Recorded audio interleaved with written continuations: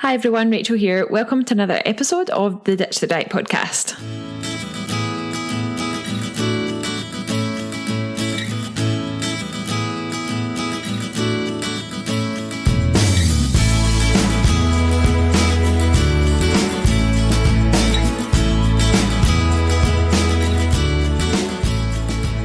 If you are a brand new listener to the podcast today, I just wanted to say welcome. Thank you very much for joining us. I'm so glad that you found us. I'm sure this is going to become one of your favourite weekly podcasts. And if you enjoyed today's episode, please make sure that you subscribe. And we also have more than 60 previous episodes for you to check out now. So make sure you do that. If you subscribe, you should be able to go back and listen to all of the older episodes. If you're a long-term listener, I appreciate you so much. Please could you hit the 5-star review button and leave me a little review. It would really help me to get the podcast out to more people, and I would really appreciate it. It will only take up 2 minutes of your time. Thank you. If you're new to the podcast, my name is Rachael Watson. I'm your host, and I just want to say welcome and thank you. This podcast is for people all over the world who want to learn how to quit yo-yo dieting and start living a healthier lifestyle without restriction. I want to help you say goodbye to food guilt, start improving your relationship with food, and also to achieve a healthier body that is away from the likes of slimming clubs and restrictive diets. And in today's episode, we are talking about a specific diet that has very commonly seen on social media, especially the likes of Facebook and Instagram, and that is the ketogenic diet. I get lots of questions about this, so I decided to do an entire episode dedicated to this. And in order to do that, I had to ask for the help of someone who knows much more about this topic than I do. And I would like to welcome Tom Bainbridge to the podcast to talk about the keto diet. So that is today's episode. I really hope you enjoy it. I'll be back at the end to tell you how you can find out a little bit more about what Tom does, about what we do here at the Ditch the Diet Academy, and how you can find out more about both of those. So I'll speak to you at the end. Enjoy the episode, and again, if you enjoy the episode, please make sure you subscribe and share it with anyone else who you feel might benefit too. Welcome back to the podcast, Tom Bainbridge. Thank you very much. If you're just a new or a recent listener to the podcast, Tom was on the podcast almost 7 months ago. And we talked about how your environment can affect your overall health. So if you haven't listened to that episode, I'll put a link in the show notes to that one and go back and listen to that. But today we're talking about something completely different, something that you will have heard of if you are on social media in any form, and that is the keto diet. But before we even get into that, Tom, shall we have a little bit of an introduction? Who are you? What do you do? Yeah, we probably should. I can't believe it's been 7 months. Yeah, I know. But it was really warm last time we spoke. So, hello everyone. So I'm Tom. I am the Academy Manager at the BTN Nutrition Academy. So my job is to essentially take personal trainers and nutrition coaches or nutrition coaches in training and help them to understand the science and the application of nutrition. I tend to view myself as a communicator in that I think my role is to spend a lot of time getting a really good understanding of various different topics pertaining to nutrition and then communicate that to people in a way that kind of makes sense, because nutrition can be very simple, but at the same time, the background information that you need can be quite complex. So that's kind of my job.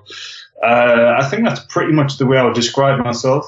I'm also the co-host of Ben Coomber Radio. So if you are a podcast listener, which I'm guessing that you are, given the context of today, Ben Coomber Radio, which you can find on iTunes, I co-host that. It's quite an enjoyable show, I like to think, so please do give that a listen. And other than that, I lift weights sometimes, and I spend a lot of time shooting a bow and arrow as a sport. So we were just talking about that before we started recording. And Ben Coomber Radio was the very first podcast I ever listened to. It was a long time ago, but it was I always remember it as being my first ever podcast. I think it's the one that I've listened to the longest. It's funny, actually, quite a lot of people say that. I mean, it's weird because if you look at the demographics that listen to podcasts, there's like this massive gaping hole where the Northeast is, because no one sort of north of like Manchester and then south of the border listens to podcasts. But Ben Coomber Radio does actually seem to break through that demographic, and there are a few people that live near me that listen to it, which is very strange because then I get people who talk to me and they're like, I know your voice. Like, hey, you might do. So we're here today to talk about keto or ketogenic diets in the sense of, we'll get into what the sense of it is, but first of all, let's just go with keto. If you want to lose weight, you know, is this the way to go, or, you know, what does keto mean, first of all? So before we get into any of that. The ketogenic diet is something, it's a bit like a pendulum, as it swings in and out of fashion probably about every decade. Yeah. The last really big resurgence of the ketogenic diet happened around the rebirth of the Atkins diet. But other than that, I think it kind of preceded the paleo diet as well, because people were starting to adopt a similar thing at around about the time that paleo came out. And it's seen another resurgence in recent years due, in my opinion, at least in part, to podcasting people like Joe Rogan, who have got this massive public platform and they talk an awful lot about their diet. They tend to eat a lot of meat and not a lot of carbohydrate. So a ketogenic diet is a diet that puts you into a state of something called nutritional ketosis. So what ketosis is a different form of metabolism to what you would usually have. So at the minute, the listeners today, unless you're on a ketogenic diet, your metabolism works in incredibly complicated ways, but for the context of today, how it works is after a meal, you will have consumed some carbohydrate. That carbohydrate will cause your blood sugar to increase. And because of that, your pancreas will release insulin, which allows that blood glucose to be stored in various different places in your body, primarily muscle cells in the liver, as glycogen. The reason it does that is because glucose is in fact toxic. And so if your blood glucose is elevated too high for too long, you end up with nerve damage, kidney damage, all sorts of things. That's one of the reasons why diabetes is actually a problem, because people with diabetes either do not produce enough or do not produce at all insulin. And that means that they've got chronically elevated blood glucose. And prior to the invention of synthetic insulin that people with type 1 diabetes can inject themselves with, people who were born with diabetes usually didn't live very long at all. Now it's just like a lifestyle. Not a lifestyle, but it's something that you can completely live a absolutely normal life with. And it's because of that's how important insulin is. So you've eaten a meal, your blood glucose increases, your body stores it. The reason it stores it, as I say, is because glucose is toxic, and in fact your blood likes to maintain a given level of glucose concentration. It does that because your brain needs glucose. Your brain can only run on glucose for the most part. We'll come to that in a minute. Your brain can't use fatty acids for fuel. The reason it can't use fatty acids for fuel is multifaceted, but the simplest explanation is that fatty acids can't cross the blood-brain barrier. So your brain gets a certain blood flow to it. And of course, your brain is incredibly important. If it gets damaged, that's a bad thing. And so the amount of things that can actually reach the brain is limited for obvious reasons. If you get certain toxins that enter your brain, that's going to kill you. And so we've evolved to have this blood-brain barrier, and fatty acids are one of the things that can't cross it and therefore your brain needs glucose to run. It needs about 120 grams a day in the average person. So the insulin response has stored all of this blood glucose in muscles in your liver, and your brain is still using glucose constantly. What that means is that your blood glucose starts to decrease. It starts to reduce to a point that is below the point at which your body wants to have it. What happens then is that your pancreas again gets another signal, and it releases another hormone called glucagon. Glucagon can be thought of as kind of the opposite of insulin. Basically does the opposite role. Glucagon goes and binds to the liver, causes the liver to release its stored glycogen. That increases blood glucose and keeps it to that level place where it wants to be. Now, there are a lot of people who will talk about this process and say, oh, if you eat a lot of carbohydrate, you get these massive blood sugar spikes and then you have a massive blood sugar crash. That's not really how it works. This process of like insulin and glucagon, fine-tuning things, is really, really, really efficient in basically everybody that doesn't have either diabetes or pre-diabetes. And so your blood glucose is actually really well regulated. Worrying about big blood sugar swings is not something that most people need to do. And I've gone on record before of saying that people who are not diabetic don't ever need to even think about insulin. It's not relevant. But that's how normal metabolism works. Essentially, your body is running on glucose, and in between meals, your liver is releasing glucose in order to keep its blood sugar up. So what happens if you don't eat for 2 days?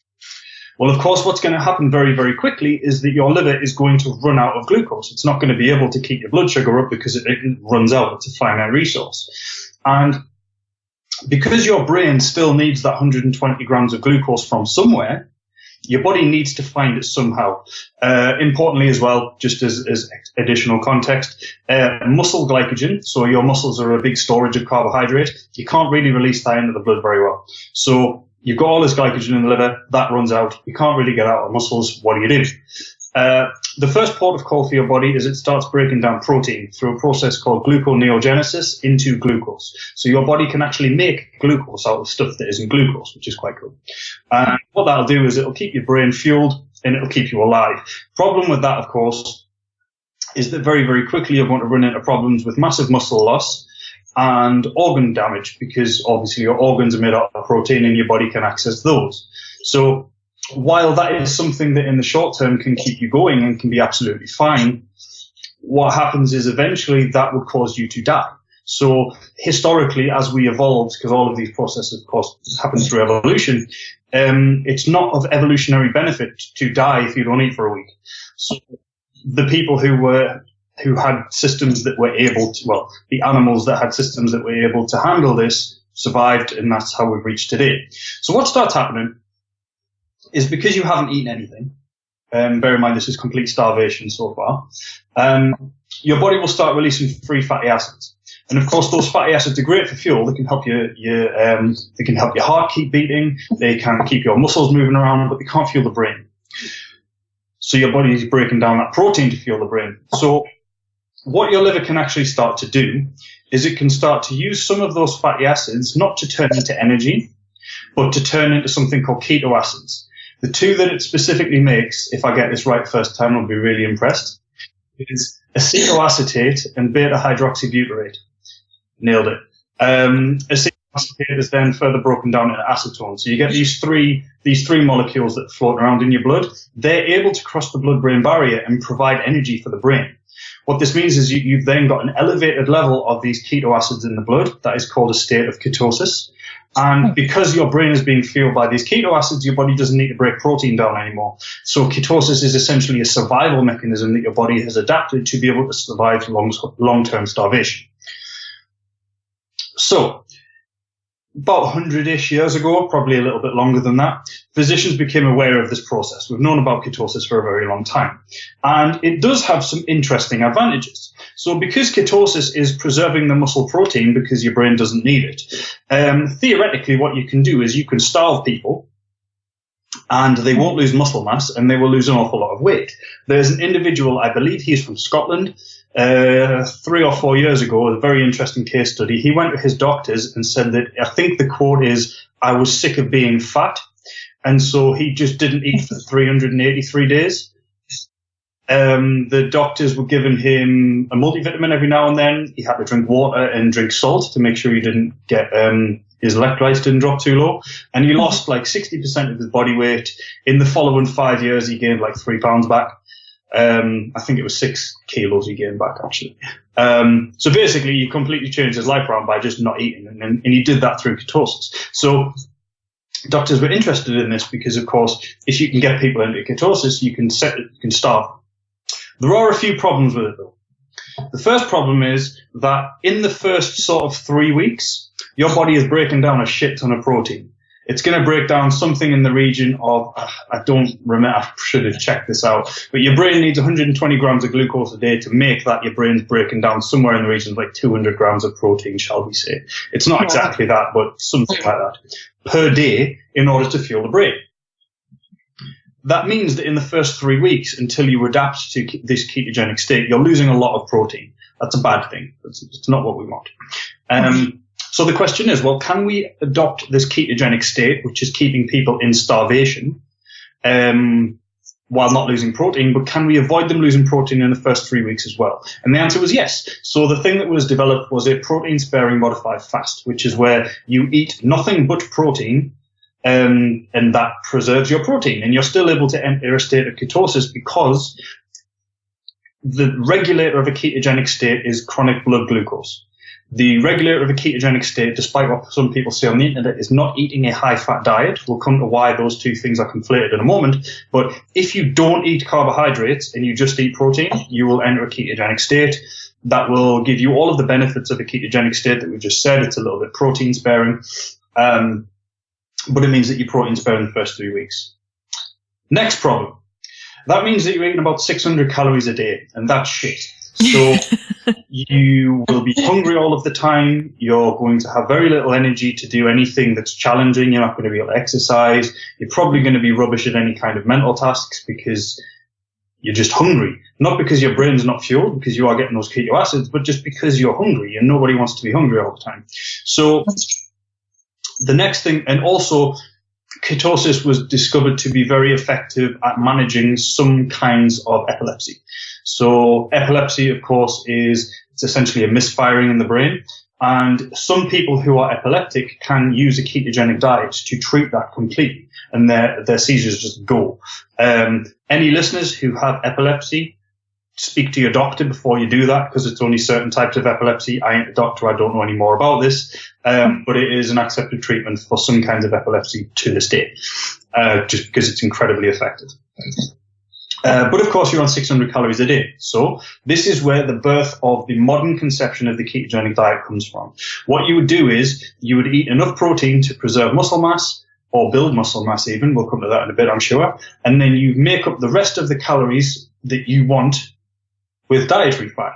And that calorie amount will, of course, depend on your goals and your person, et cetera, but you're essentially eating enough protein to preserve muscle, as little carbohydrate as possible, and then you are making up the rest of your calorie intake with dietary fat. That will allow you to maintain a state of nutritional ketosis, so your body is fueling your brain through keto acids, and your body is fueling movement with dietary fats. And that is all a ketogenic diet is. I realize that's a really long-winded answer, but I think that's going to provide a bit of context for the rest of the conversation so that people kind of know where we're at. But that's what a ketogenic diet is. It's a moderate protein, extremely low carbohydrate diet, low carbohydrate diet that is usually paired up with very high fat. Yeah, I think it's important to understand exactly what it means, because we're faced, like the lay person, like for, let's just take myself 10 years ago, that would have seen all of the things on social media about it, and I would have just assumed that it was like eat loads of meat and eat loads of fat and cut out carbs completely, but I wouldn't have known why. So I think it is important to understand exactly what is going on in your body. Yeah, so if you are adopting a diet that's kind of like that, and then you do eat a bunch of carbohydrates, what will happen is that your brain is able to then be fueled by glucose, and your body doesn't need to start producing keto acids anymore. The carbohydrates that you consume, there is a context where this isn't true that we might get to, but the carbohydrates that you consume, if you're in a ketogenic state, will primarily be stored in the liver as glycogen. As soon as your liver's got some glycogen, it stops producing keto acids. So you can be bounced out of ketosis. So what that means is that there is a meaningful difference between a ketogenic diet and a low-carb diet. A low-carb diet might still provide enough carbohydrate to keep you out of ketosis. Yeah. And so in the context of, it's advertised a lot that keto is the way to go for weight loss. Does the keto diet work for weight loss? And is it a long-term, would you say, is it a long-term fix for someone that is perhaps extremely overweight? Is it something that, someone that's listening to the podcast should consider adopting if their goal is to lose fat and gain a healthier lifestyle? So that's an interesting question, because whenever we ask does this diet help to lose weight? We're really asking two questions. We're asking, does the diet help to lose weight because the diet has certain properties that cause weight loss? And we're also asking, does the diet help you lose weight because of other reasons? And the answer to the first one is like a very stern no. So there is no metabolic advantage to the ketogenic diet. What people will often say is that, if you're in a keto diet, then your body is really good at burning fat and you're just running off fat. And that's true. Of course it's true. But let's say you've got a person who needs 2,500 calories to maintain their weight. And they eat 2,000 calories to maintain their weight, 1,000 of which is from carbohydrate. It's a bit more complicated than this, but what basically happens is that their body needs to burn through that 1,000 calories of carbohydrate before it is then forced to burn through body fat to make up that 500 calorie deficit, if that makes sense. If someone is on a ketogenic diet, they will be on, and they're eating the same 2,000 calories. All that happens is their body just has to burn through that additional 1,000 calories of fat before it starts burning body fat. Increasing fat oxidation, so making your body more efficient at burning fat, makes literally zero difference if you're also at the same time eating more fat. And if you're not at the same time eating more fat, you're not going to lose fat quicker because you're in a ketogenic state. You're going to lose fat quicker because you're in a bigger calorie deficit. So at the end of the day, the balance of calories in versus calories out still pertains on a ketogenic diet. The best study that probably illustrates this is from Kevin Hall, who ran a study in what's known as a metabolic ward. So a metabolic ward is kind of like a hospital ward. They can monitor exactly what you eat because they feed you, and they can also monitor all different parts of your body composition, your metabolism. They can track all of that. And they had individuals on a really high carbohydrate, high sugar diet that was a calorie deficit. And they saw that their fat mass reduced over time. They did that for about, I think, 20 days. And then they put them in a ketogenic state for a further, I want to say it was like 2 months, which probably less than that because it's a metabolic ward. And what happened was their body weight dropped rapidly. But that's because they're burning through their muscle glycogen. Muscle glycogen weighs something. And also every gram of muscle glycogen that you have stored stores around 3 to 4 grams of water as well. So your body's got somewhere in the region of about 400 grams of glycogen that it can store. So plus the 4 grams of water, that means you can store about 2 kilos worth of carbohydrate in your muscle. That importantly, that doesn't make you look bloated. That makes you look leaner because it makes your muscles look bigger. But it's weight on the scale. And so when people adopt a ketogenic diet, what happens is all of that gets depleted. They use up the glucose, they pee out the water, and all of a sudden they've lost 4 pounds on the scale, and that's why. They might lose a little bit more than that because they might store a bit of subcutaneous water as well, if they've been overeating previously, but that's what happened. So in this study, the people lost an awful lot of body weight, but when they tracked their body fat, because they were in the same magnitude of deficit, there was literally zero change to their fat loss. And this is the most well-controlled trial of its type. Ketogenic diets do not increase fat loss. It's just not how it works. The other reason that some people will say that a ketogenic diet can be effective is because, well, Rachel, have you ever known anyone who's done a ketogenic diet? Like, has a partner ever done it, or have you ever done it? I have. It was a long time ago, but I have, yes. Yeah. Did you notice your breath didn't smell very good? Oh, it was awful. Yeah, and I felt terrible as well, I have to say. Yeah, so keto breath. Really bad. Oh my God, I'm having flashbacks. So, as I mentioned, the 2 molecules that are made by your liver are acetoacetone and beta-hydroxybutyrate. And acetoacetate breaks down into acetone. Acetone you breathe out, and you will also urinate it out. That's why people who use a ketogenic diet, they will often pee on like a little paper stick called a keto stick. You can use that to test if you're in ketosis. What that's testing for is acetone in your urine. So because you're peeing out and breathing out acetone, you actually breathe and pee out about 100 calories a day worth of energy, because you could have used that acetone to do stuff. It's got energy in it and you're just peeing it out. But that 100 calories a day doesn't really make much of a difference over the long term. So while we could argue that, yes, keto diets do have a metabolic advantage over non-keto diets, and they can help you lose weight because you pee out energy, you don't pee out that much. It's like a banana or a large apple, and we could start a new diet, the peeing diet. But if you lose 20 pounds over the course of 3 months, it's not 100 calories a day that you've peed out and done it, shall we say. So that's not really going to make that great a difference.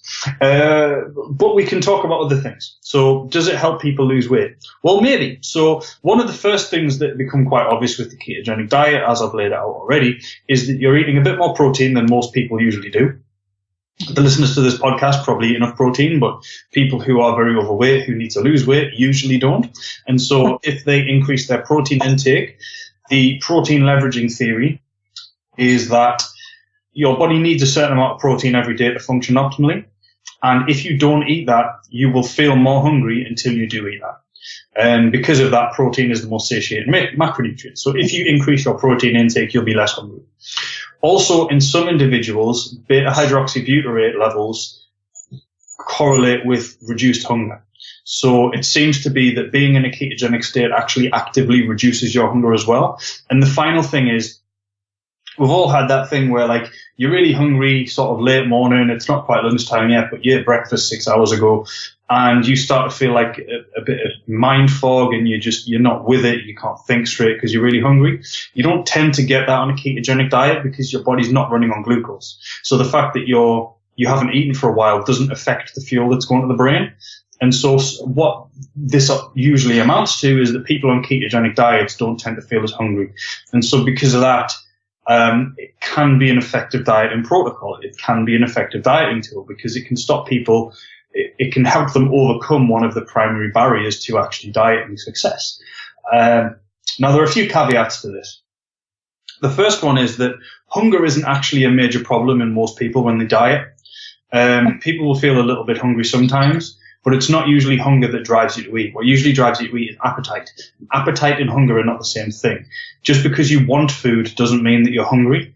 And one of the things that can make you want food is that you haven't eaten something that you enjoyed in a while. And the problem with a ketogenic diet is, despite what proponents will tell you, is it is restrictive. It's restrictive by definition. You are restricting your carbohydrate intake. So you can't eat bread, you can't eat potatoes, the choice of vegetables that you can eat is limited. You obviously can't eat fruit. You can't eat any of the baked goods that we all know and love. You can't eat cereal. You can't eat anything that most people like. So yes, while you can eat meat, cheese, you can eat even nuts are limited because nuts have more carbohydrate in than you think. But there are certain foods on a ketogenic diet you can eat more of than you would be able to if you weren't on a ketogenic diet. But this is not usually outweighed by the fact that you're not able to eat a lot of the stuff that's both good for you and things that most people enjoy. So some people will find a ketogenic diet extremely restrictive. And that can actually increase their chances of not adhering to the diet because they're just not enjoying themselves. Other people will find that they quite enjoy the foods they're eating and they're not hungry anymore, which is a great success. But there's going to be some individual variation on that. If I'm going to sit here and say that a ketogenic diet can be effective because it can help adherence, that automatically means that there's going to be individual variation on whether this particular approach is good for your personal adherence. My general recommendation is that keto isn't for most people. We can talk about muscle building and sports performance and stuff in a minute, but just for practicality's sake, it's a restrictive diet that most people aren't going to enjoy.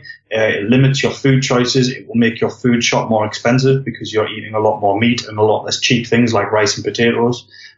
And not only that, it limits your social life. I was just going to mention that actually. It can't be a very easy thing to maintain a social life at the same time.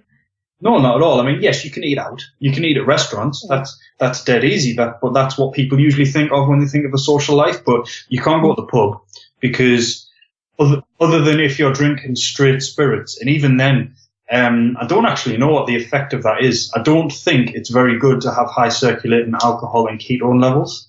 But I don't have any data on that, and I can't remember if alcohol knocks you out of ketosis, so I will leave it there. But you can't have beer, you can't have wine, you certainly can't have cocktails. If you're out and about with the kids, you can't have an ice cream. If you're out and about with the kids, you can't go somewhere and grab a sandwich because you're on the go. So all of these normal everyday activities are limited. So yes, while you can say, oh, you can go out to restaurants, it's dead easy. Of course it is. There's keto restaurants now. But it's the other stuff. It's the little things. Like, good luck finding breakfast anywhere, other than scrambled eggs. And then it depends on where you're at. So yeah, it's not for most people for that reason, in my opinion. And then, as I'm sure we're going to come to, there's health. Yeah, that was one of the biggest questions that I wanted to ask you about, because this doesn't seem like it would be a good thing to put your body through in the long term. But I mean, is it bad for you? Like, if you were to be in ketosis for a long period of time, is there any data that states that it's dangerous for our bodies, or, you know, what sort of long-term physiological effects could being in ketosis for a long period of time cause to our bodies? So that's a great question, because there's not a lot of data on long term. There's not, well, it hasn't been a very popular thing for very long for people to go into a ketogenic state for life. There are certain tribes, so we can look at like the Inuit, the Maasai tribe from Africa. There is another population, but it escapes me. But there have been tribes in communities that have survived on diets that are essentially just animal fat and blubber and whatnot. They tend to live to about their 70s, which is not great, but it's not the worst. Cancer rates tend to be quite low. But it's kind of an exceptional situation, because then you're not just comparing diets, you're comparing genetic lines as well. But in terms of like people who've just adopted this as a lifestyle, there's not a lot of long-term data. So what we have to do is we have to look at short-term. Short-term, what seems to be the case is that it depends on the specific choices you make rather than the fact that you're on a ketogenic diet. So what usually happens is your blood triglycerides will increase. It's quite obvious when you think about it that your blood triglycerides will increase. So blood triglycerides are just the amount of fat that's in your blood at any given time. If you are eating more fat, if your fat cells are releasing more fat and your body is running on fat, obviously there's going to be more fat in your system. That's just how it works. That's not necessarily a problem, but it is a risk factor. What those triglycerides are made up of are HDL and LDL. LDL is often called the bad cholesterol. It's a bit more complicated than that, but it's still a risk factor. What tends to happen is the LDL increases on a ketogenic diet. Now, keto proponents will say that, all LDL is not the same. So you get large LDL and small LDL. There are other subcategories, but you get large and small LDL. And the way that LDL becomes a problem is in the arteries that take blood to your heart, you can get irritation on the inner lining. LDL is able to get caught in that inner lining. It's not supposed to, but it just gets stuck. And of course, the more of it there is in your blood, the more likely it is for some to get stuck. What happens then is the LDL becomes oxidized. That oxidized LDL attracts a whole bunch of white blood cells, which will come and try and eat it and clear it away. But they can't, because there's too much of it. So the white blood cells will eat it, and then they'll burst. And a whole bunch of burst white blood cells eventually makes a plaque. That plaque can then block that artery. They can block it completely, they can block it partially, or they can become dislodged and go and block somewhere else. And that's a bad thing, believe it or not. So what some ketogenic diet proponents will say is that, yes, my LDL is increasing, but it's the big fluffy LDL, which is not a problem, because the big fluffy LDL is too big to get stuck in the little gaps in your artery. But frankly, that's bollocks, because we know that chylomicrons, which are the biggest form of lipid that you get in your blood, they can get stuck in there. And so if they can get stuck in there, your poxy little big LDLs will get stuck as well. So elevated LDL is a problem. It's not necessarily the case that someone with high LDL will have a heart attack, because it's a risk factor rather than a problem per se. There are other things that you need to pay attention to in terms of cardiovascular disease. For example, I've just said there that they get stuck in damaged arteries. Why do your arteries get damaged in the first place? Things like high blood pressure and stress, smoking, these kinds of things, they can cause damage to those arteries. But regardless, LDL will increase on a ketogenic diet. HDL will sometimes increase, sometimes it won't. Higher HDL is a good thing. But that seems to be down to the food choices that you make, because one ketogenic diet will involve sausages and bacon and eggs all cooked in butter, and another person's ketogenic diet will involve lean meats, avocados, olive oil, and sort of unpasteurized cheeses and all these kinds of things. And there is a meaningful difference between cheese and butter, by the way, in terms of their effects on health. Butter is often referred to as like a health food, but it's not. So the fats in cheese and the fats in butter are the same, but cheese has got protein in it, butter doesn't. And the protein and fat combination in cheese and the way they actually sit within the food physically alters the way that those fats enter the blood, because it slows it down. And there's a great study where people eat, I think it's like 50 grams of fat from butter or cheese, and the cheese made no difference to the blood lipids, and the butter like screwed up the blood lipids for like 3 hours. So butter's not a health food, but it's not the worst thing in the world, but don't eat all of it. So it seems to make a difference as to what particular choices you make. If someone was to go on a ketogenic diet, I would recommend that they generally stick to either lean or relatively lean meats, or some higher fat meats, because what a lot of people don't realize is that if you take, for example, belly pork, which is the fattiest meat that I can think of off the top of my head, and I only know this because I looked it up yesterday. If you look at 1 ounce of belly pork, it'll be about 150 calories, and it's something like 15 grams of fat in an ounce of belly pork. 7 grams of that fat is monounsaturated fat, which is the healthy fat. And people don't realize that. People think, oh, meat, that's all saturated fat, but it's not. Most meat is a lot higher in mono and polyunsaturated fat than you think it is. The majority of the saturated fat people get are from things like butter or from processed foods. But yeah, if you're going to adopt a ketogenic diet, I would say just eat some meat. And then if you're going to add additional fat to the diet, don't add additional saturated fat. Don't add coconut oil. Don't add butter. These things aren't a problem. But if you've already got a very high fat diet anyway, you want to be focusing on those monounsaturated to make sure you get your fish oils, all that kind of thing.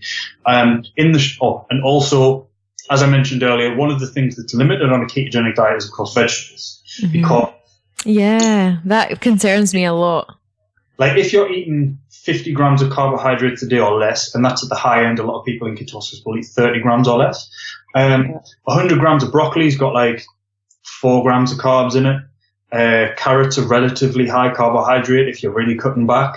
You can't eat peas. You certainly can't eat things like beans. All of these things which have got known health benefits. And so you're really limited in terms of your vegetable choice. But if you are going to adopt a ketogenic diet, it is important to get your veggies in. So you need to find out what vegetables are lower carb and eat as many of them as you can fit in your diet, because you're going to need that fiber. You're going to need the phytonutrients. The heme iron from a lot of the red meat that you'll be eating is a problem if you're not also eating vegetables.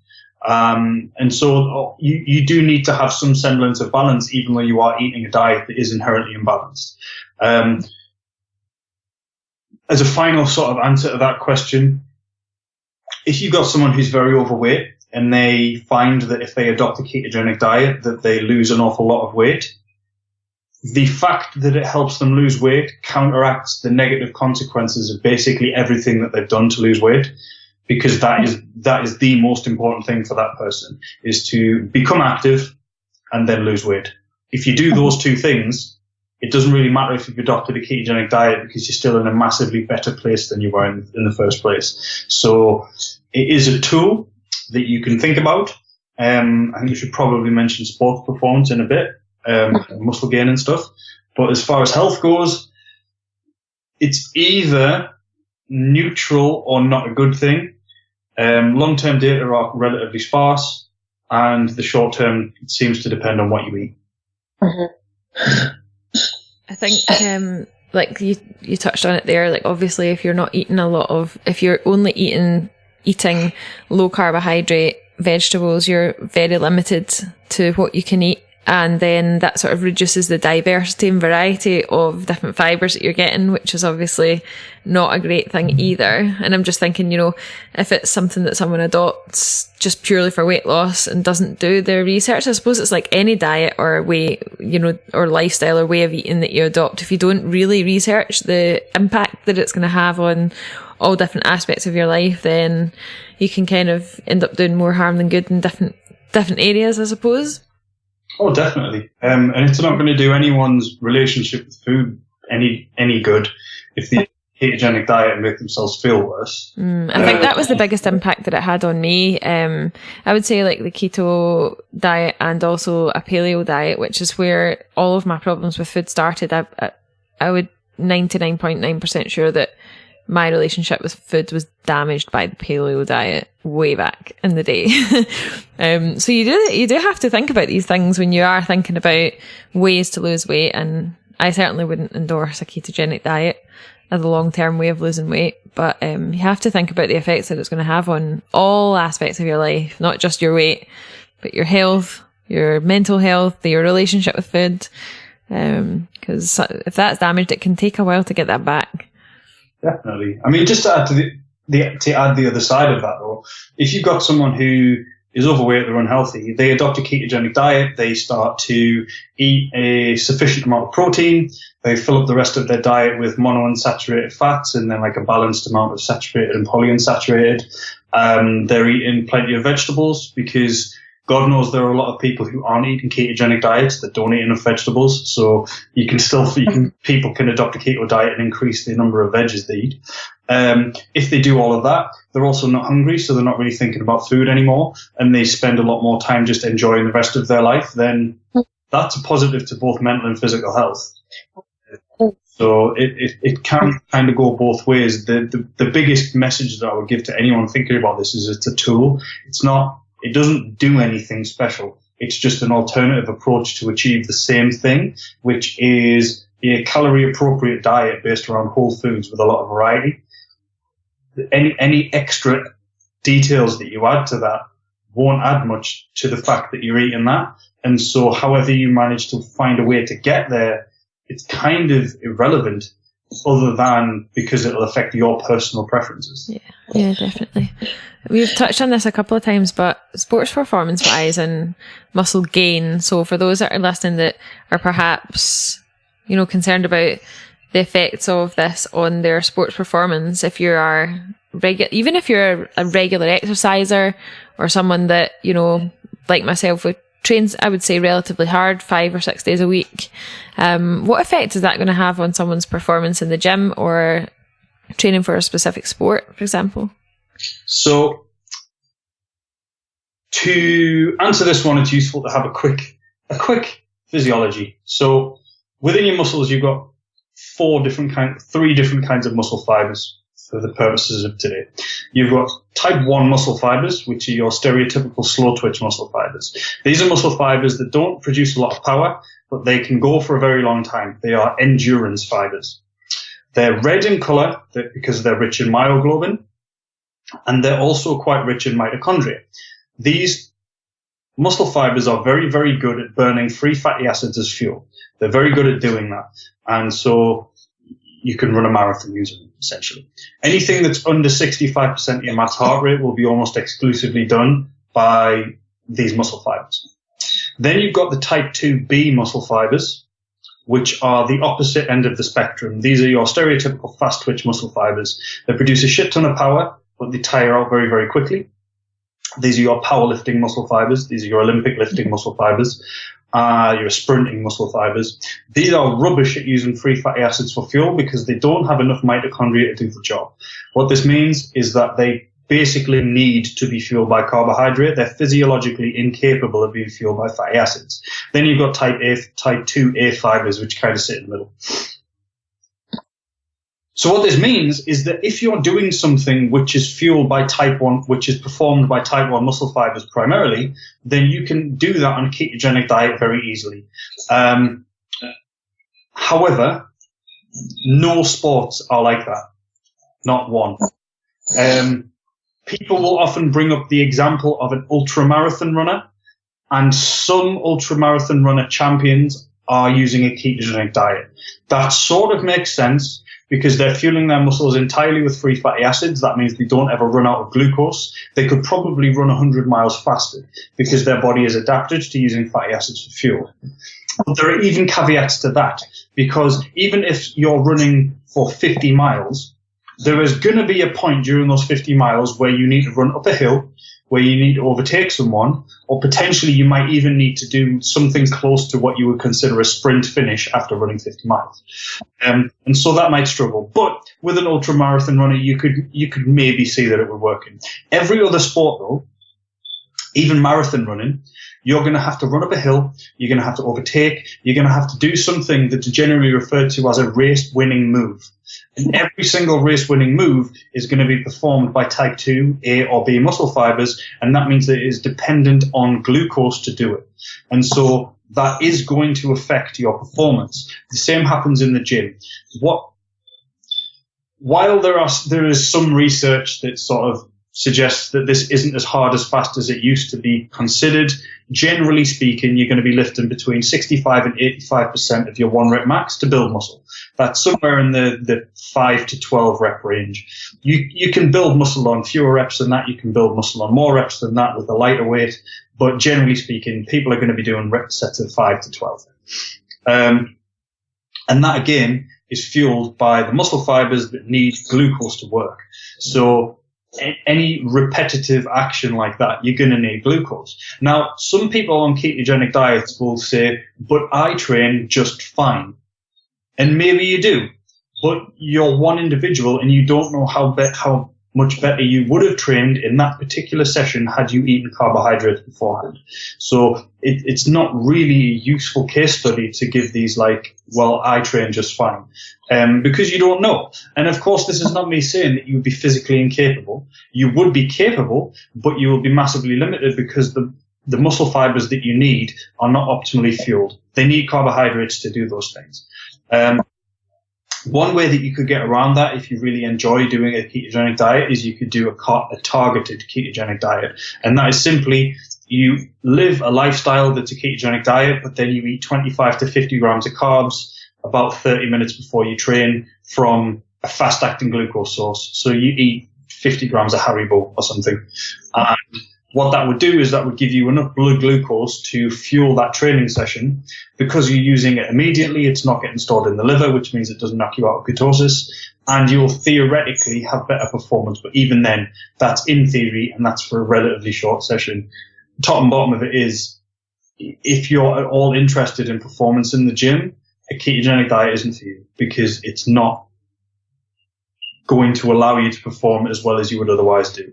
If you're someone who's just interested in health and you go and you do a couple of sets of not that very heavy weights and then you go for a walk, maybe you do some, I don't know, mountain climbing or something like that, you'll be fine on a ketogenic diet. But as soon as you're someone who wants to run, swim, bike or lift, you need the carbohydrates. And although you become keto adapted, your brain is running on ketones, those muscle fibers can't. And so that's just not how it works. So, keto's not great for gym gains. And anyone who's trying to do CrossFit on a low carb diet, I don't understand why people think that'll work. But no offense to anybody who's trying that. And if you're enjoying it, then God, ignore me. I'm just a random voice on a podcast, but physiologically that makes no sense. I'll tell you a quick story about something ridiculous that I did. I used to teach fitness classes. I taught them for like nearly 8 years. Body pump, body attack, all those kind of things. And I did a lot of them, like up to 25 hours a week, sometimes more. And I did this a lot of the time in the beginning when I did not have a clue about nutrition, on a low carb diet, very low carb diet. And one week, and this was like a turning point for me. I was teaching body pump. I don't know if you know anything about body pump. I was teaching the shoulders track, which is towards the end of the class. And I literally slid down the wall and landed in a heap on the floor, barbell and everything. And to me, that was like, oh, it was awful. And it was like a point to me that said, you need to stop doing this. This is really bad. Setting a really bad example for people that were coming to classes as well. Because the low carb diet at this point was the be all and end all. Like everybody who was anybody in the fitness industry was on a low carb diet because that was the only way you were going to get jacked. And looking back now, I think, what was I doing? But, oh, yeah. It's weird as well because you get into this mentality as a fitness professional, especially in the initial stages, that it's like, oh, I'm going to do this because I can take it. Yeah. Like I know that I'm struggling, but I'm going to power through. Mm-hmm. And you don't take this minute to think, why am I trying to power through? Like I don't get points for making it harder and still managing. Like if anything, if I fueled better, I would be fitter, and that's better. No, I know. And yeah, that's exactly the state I was in. I was like, no, you will keep going. You are a martyr for this. Like, oh my goodness. Oh, I don't know where that came from, but I'm so glad. And I can remember when I finally got over it, and I did my very first nutrition course with Gary Mendoza. Years and years ago, and we were, the real physiological biochemistry of nutrition. And I was like, wow, I can have a sandwich again and not get fat. Like, wow, I can actually remember where I was and exactly what I was doing when I ate my first big dose of carbohydrates after being on a low carb diet for so long. And it was. What was the first sandwich? Pardon? What was the first sandwich you made? Coronation chicken. Oh. Back in the day when I'd ate meat. Coronation chicken, and it was like a seeded, really thick Marks and Spencer's, like bloomer wholemeal bread, and it felt incredible. And this went on to having Weetabix for breakfast and all sorts of things. Yeah. And I just remember, wow, I feel so good. I can teach my classes and not feel absolutely wasted after it. What pisses me off about the low carb culture is that some people will take that and say, yeah, that's because you're addicted to carbs. And it's like, no, it's because you're actually giving your body what it needed to do what you were doing, and you felt better because you were giving it what it was needed. Like, if you've got a physiological need, you will feel like shit until you fulfill that physiological need. That's not an addiction. That's just how your body works. It's like saying you're addicted to sleep because if you haven't slept for 2 days, you feel better when you go to bed. I know, it's ridiculous. And I think that's like, I know we're not really talking about diet culture in today's episode, but I think that's a big thing, a big problem with diet culture and people that are on certain diets. Like, there are loads of different diets out there. If you so much as swerve a little bit off the path, it's like, oh, you're addicted to this, you're not good enough, you're obviously not got the willpower. And it's like, yeah, I think the low carb culture is the worst for that. I think all kinds of diets have their zealots, but I do find it strange and kind of off topic, but sort of on topic.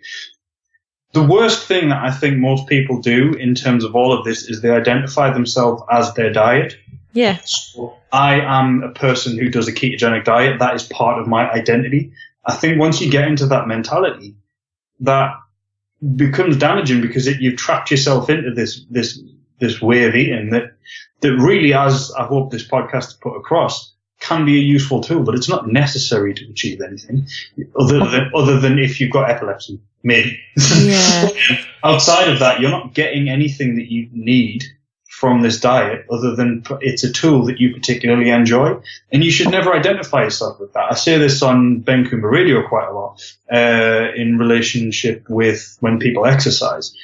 People who identify as people who exercise a lot, so people who identify as a high exerciser, that traps you in as well, because then you're like, oh God, I need to train 10 times a week.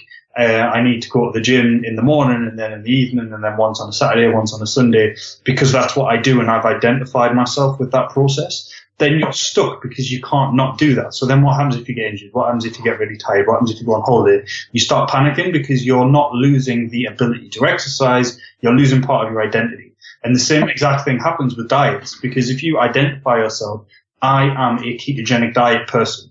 I am a vegan. I am a high carbohydrate person. I am a person who eats meat all the time. As soon as you go to somewhere where your particular food choice is not available, you're not slightly inconvenienced because your diet's got to be a bit different. You're going against your identity. And that is a really bad place to be, because that's where anxiety comes from. Definitely. I can relate to that. That's why I've never used the V word since I gave up eating animal products last year. It's probably coming up in about five or 6 months now. Like, never once said to anyone, I am a vegan, because I just don't want to identify in a specific group, but just choose to eat, mostly plants. And I always said if I ever fancied a burger, I would just go and have one. So I hate labels. That's a whole other podcast episode.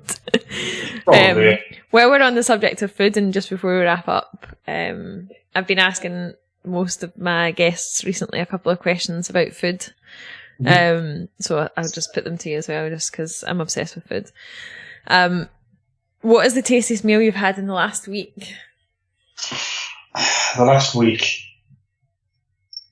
I don't think it was in the last week, but the tastiest meal I've had recently is I had haggis neeps and tatties on Wednesday. So that was really good. I'm a massive fan of haggis. In the last week, I think the tastiest meal I've probably had isn't actually that interesting, but I got some chicken, marinated it in like a barbecue marinade thing, cooked that on the barbecue outside in like -7 degrees, and then I had that on a wrap with sweet chili and peanut butter with juice on that, and that was really nice.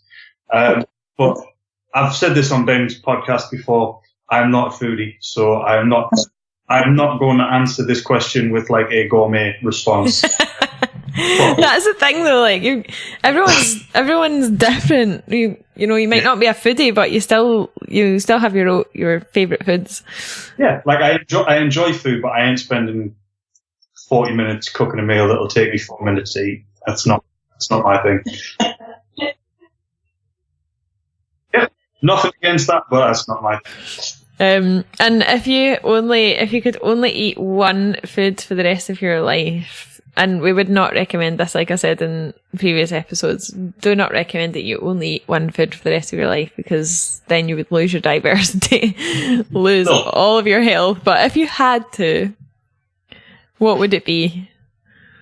I'm going to be a knob here, and I'm going to say a Big Mac, because I reckon if you ate nothing but Big Macs, you would probably live longer than you would if you ate nothing but anything else. Like, I think that is the closest we have to a complete food. It's not good for you by any stretch of the imagination, but I think it's got everything in it that would keep you alive for a year or so. Or maybe pizza. I think you could say pizza, and you could spread that out to include all of the macros and stuff, and you could put vegetables on it as well. But in terms of preferences, I would probably say full-fat Greek yogurt would be my thing. I eat a lot of yogurt, so. Yeah. I like that. Thank you very much for your time today, Tom. I really appreciate it a lot. Well, thank you very much. I have learned so much. Every time I speak to you, I feel like really excited to learn about things, because it's like your brain. Can I just like transplant your brain into mine just for like a day, just to see what it feels like to be that knowledgeable? It's not that good. You don't sleep very well. Thank you so much. If anyone wants to get in touch with you, what's the best way to do that? Yeah, so the best way to get in touch with me is to look at either BTN Academy Nutrition Education on Facebook or the BTN Academy on Instagram. They're the two. I run both of those pages. So I'm the head tutor of the academies, and also I run the pages. So if you want to drop a message to either of those, that will come directly to me. If you want to speak to me in particular, I think you asked me this last time and I didn't know my Instagram handle then either. But my Facebook picture, if you just search for Tom Bainbridge, is me shooting a longbow. And my Instagram name is Tom Bainbridge 1990, all one word. Again, the picture is me shooting a longbow. So that's where you'll find me if you want to speak to me direct. Brilliant. Thank you so much. Yeah, thanks for having me.